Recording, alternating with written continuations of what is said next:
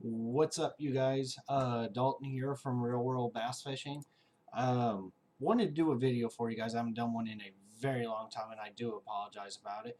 Wanted to do a video for you um, about a bait that, I get questions on from my buddies, from other people I see on the lake, and it's pretty much like the Apple versus Mac versus Windows question. So it looks like it's going to be like the million year old question. So let's just get started on it. Uh, spinnerbait versus chatterbait, or in this case, a bladed jig. This one right here is a Terminator bladed jig. I just got it with a rage tail on it. I'm going to talk about a little more in detail with both of these baits. So when do I throw these? So we'll start with the spinnerbait. Spinnerbait I generally throw cloudy conditions, really windy conditions, anytime I really need to cover water, and I need to cover water fast. If I'm searching for bait, if I'm searching for the bass, I don't know where they're at. If like for like new lake situations, water level rising, that throws everything else off. You'll generally see me tie one of these bad boys on with a trailer hook, or with in this case, a little swim tail on it, kick tail. Um, and it does very, very well. I've caught a few bass on this little guy right here. This one is a double willow, so this one is pretty fast. You have different blade factors. Tonight we're just going to focus on the double willow. So cool thing I like throwing with these are smaller willows. They're not really big, ginormous ones. They're about a smaller size. I love throwing this guy around cloudy conditions, windy conditions. Um, Anytime I need to cover water, if I'm searching for bass, this guy's tied on and a lipless crank is tied on, and I take both of them with me. Um, so I generally keep these guys ready to go. I trim the skirt up on this guy a little bit. Reason being is, from what I find in other videos you'll see on here on YouTube, I think a few guys have done videos on it, is they get really matted up in the water. So I try to trim it up so when it stops in the water, it sort of does a yaw motion where it flares out. Uh, this is really also good. I really like throwing this in open water situations. Grass, not too much. Love throwing it in open water situations. Near grass, I'll throw it near grass, but not in the mess of things. And this guy really does very, very well if you're trying to, burn a bait, trying to go fast, trying to cover water quickly. This is the bait I will go with. Now, I will tell you, the best. I'm a very, very big fan of this bait. I started using this company's bait, uh, the Terminator bladed jig. I've used the Z-Man Chatterbait. I've used different bladed jigs, and I find this one to work with what I do. I actually used this one today. Uh, Surprisingly, just wanted to get a feel for it. On how it is in the lake I like fishing too. I'll throw this thing in ponds. I'll throw a bladed jig like ponds, grassy areas, little creek areas you're trying to cover that you don't need to really burn a bait through. This guy's going to be the guy I throw. So what is a chatterbait? Chatterbait's basically a jig with a blade on it.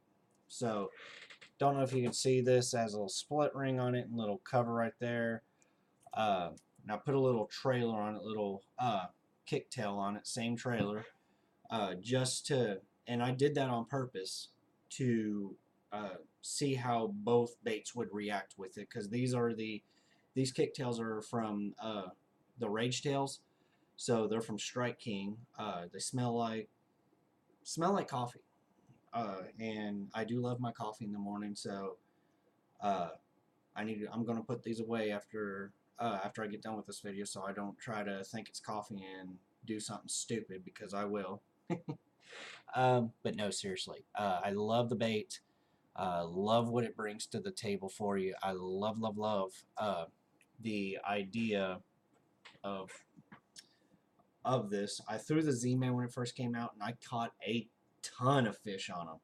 I mean, you can, with this bait right here, you're not going to get quantity.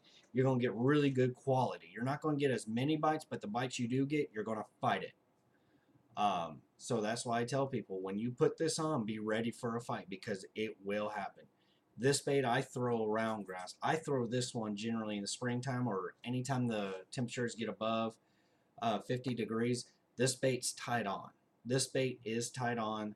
I throw it out there. Now, you're not going to cover as much water, in my opinion, than you are a spinnerbait, but you still can cover a good amount of water. It's just going to take a little bit longer. This bait's really good in windy conditions as well. You can throw both of them. Like I said earlier, I'll have both of them tied on there and on the same kind of rod too. So it's going to be a medium heavy, medium action with 20-pound fluorocarbon, brand wise, whatever fluorocarbon you like. I mean, I'm not going to get into brand wise. There's enough guys out there on YouTube who do that for you. I know Seagar makes a good one. I have friends who are sponsored by Casking. They make a really good one. I use a lose reel, rod and reel on this guy. Very similar to this one. So which one will I...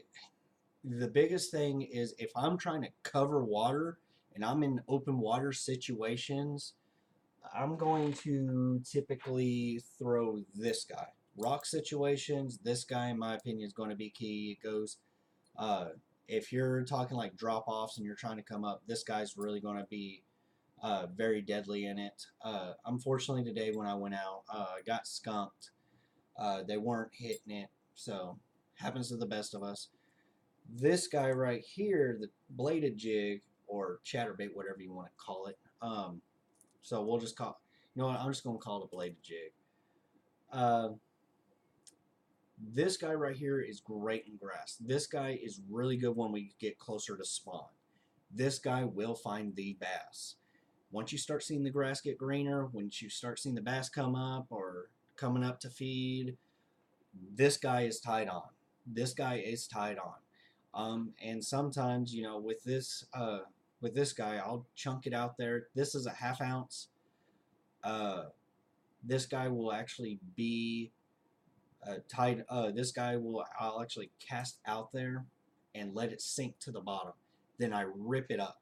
So I'm not trying to burn. I'm not trying to burn this bait, typically. Can I? Absolutely. But in my opinion, that's not what I'm doing with a chatterbait. I'm not trying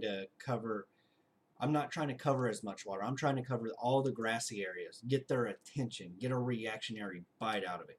This guy, you'll see me typically throw it when the bass start going deep, cloudy days, windy days. This guy comes out to play. I use like a pink, red looking color just because it's something different. A lot of lakes in Texas, they're pressured very, very, very heavily on a, I would say, 3 to 5 day basis. So you got to change it up a little bit. Especially the lake I go to, it's right behind a college. So I can't tell you how many college kids would go out there. I did it when I went there. I'd go out there, or I'd skip class. Sorry, professors, if you're watching this. I'd skip class and go out there and go fishing. If I was doing well in the class, I'd go out there and go fishing. So I like throwing both of these. They'll both give you bites.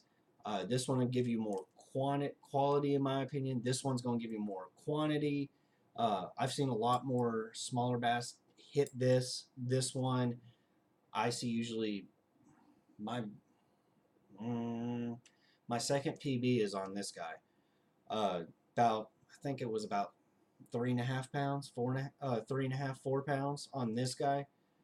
And You really can't go wrong with it. Now, color wise, I'm I'm the kind of guy, you know, I keep it simple, black and blues and browns, and maybe a white or two. I match the hatch. We have a lot of sunfish, greenfish, minnows, shad. We have a lot of those run around here. So I like keeping the color simple. The black and blue is easier for me in like darker water so they can see it. But if it's like we're talking, hey, the bait fish are running, or hey, it's the is pretty clear, they can see it pretty well. It's not distorted. I'm gonna throw the brown. And some days, I mean, it's like I keep it simple. If this one doesn't work, I got a brown one I'm gonna tie on. Same exact trailer, same exact setup. Just gonna tie it on and try that guy out. Same with this one. I have the red one. I also have a few whites I'll put on there. Throw them out there and see what I can do. Because keep in mind, with white, with spinnerbaits, I go to white more than I will a chatterbait. Is the reason is I actually learned this from my biologist at my local community college, and he actually worked for the Department of Wildlife.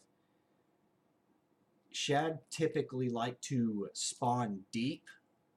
Shad generally don't come up to the shorelines too much. Will they? Absolutely.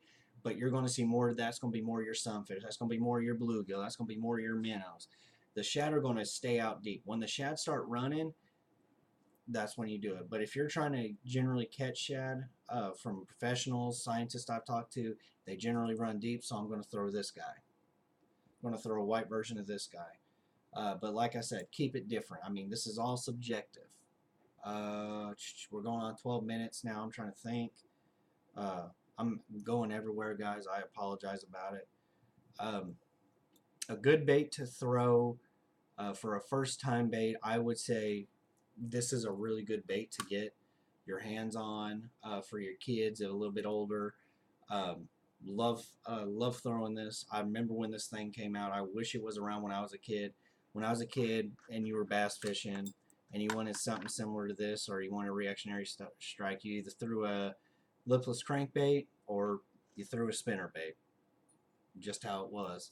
And I can't tell you how many monsters my grandfather and my grandmother, who took me fishing all the time, got hit on this guy from both bass and surprisingly catfish. They had a catfish pond in the back of their farm, and they'd have one of these guys tied on, and if it was windy, they'd cast it out there.